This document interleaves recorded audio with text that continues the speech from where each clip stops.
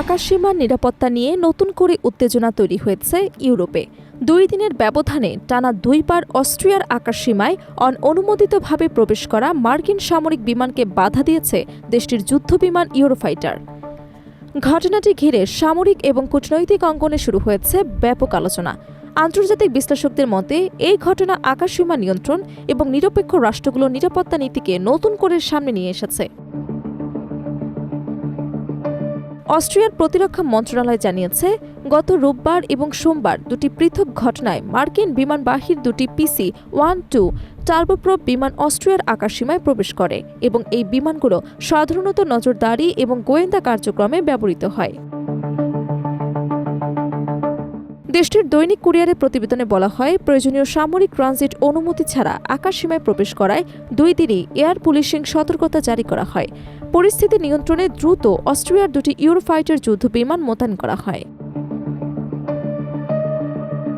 অস্ট্রিয়ার প্রতিরক্ষা মন্ত্রণালয়ের মুখপাত্র মাইকেল বাউয়ার জানান, সোমবার স্থানীয় সময় দুপুর 12টা 31 বিমান দুটি শনাক্ত করার পর দ্রুত প্রতিরক্ষামূলক ব্যবস্থা নেওয়া হয়। ইউরোফাইটার যুদ্ধ বিমানগুলো এই মার্কিন সামরিক বিমানকে অনুসরণ করে আকাশসীমা থেকে বের করে দেয়।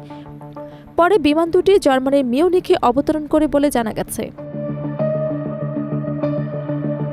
তিনি আরও বলেন, একই ধরনের একটি ঘটনা রোববার আবার অস্ট্রিয়ার আকাশে ঘটে। তখনও অস্ট্রিয়ার প্রথমবারের মতো যুদ্ধ বিমান মোতায়েন করে পরিস্থিতি নিয়ন্ত্রণে আনে। বিষয়টি ইতিমধ্যেই কূটনৈতিক চ্যানেলের মাধ্যমে সমাধানের প্রক্রিয়া রয়েছে বলে জানান তিনি। সাম্প্রতিক সময়ে অস্ট্রিয়া তাদের আকাশসীমা নজরদারি এবং প্রতিরক্ষা ব্যবস্থা আরও জোরদার করেছে। গত মাসে দেশটি জানায়, ইরান সংক্রান্ত সামরিক উত্তেজনার প্রেক্ষাপটে কিছু মার্কিন সামরিক বিমানের জন্য আকাশসীমা ব্যবহারের সীমাবদ্ধতা আরোপ করা হয়েছে।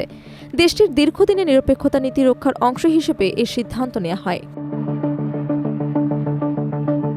এদিকে বিষয়টি নিয়ে রাজনৈতিক প্রতিক্রিয়া দেখা দিয়েছে। অস্ট্রিয়ার ভাইস চ্যান্সেলর আন্দ্রেয়াস বাবলার সামাজিক যোগাযোগ মাধ্যমে মন্তব্য করে বলেন, অস্ট্রিয়ার জনগণ ডোনাল্ড ট্রাম্পের বিশৃঙ্খলার রাজনীতি এবং যুদ্ধের সঙ্গে কোনো সম্পর্ক রাখতে চান না।